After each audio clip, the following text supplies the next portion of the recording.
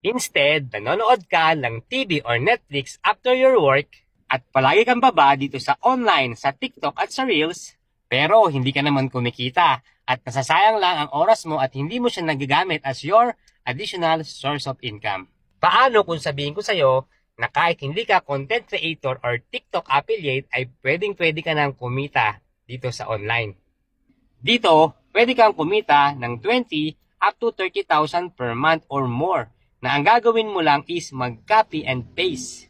Magre-reply ka lang sa local and international clients. At hindi kailangan na magaling ka mag-English or mag-Tagalog dito because script is provided. And even ang marketing tools provided na din. So basically, ang gagawin mo lang talaga dito is mag-copy and paste. Ang kailangan lang, meron kang cellphone, good internet connection, at meron kang free time at least 3 hours per day. And take note, hindi ka magbibenta ng kung anong-anong produkto dito at wala ka rin kota na habulin.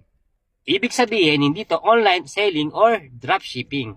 Ang gagawin mo lang talaga dito is mag-copy and paste. At open to sa lahat kung isa kang empleyado, OFW, isang senior citizen or retired, even mommy, na nasa bahay lang, na naghahanap ng side hustle na pwede mong gawin anytime and anywhere na purely online.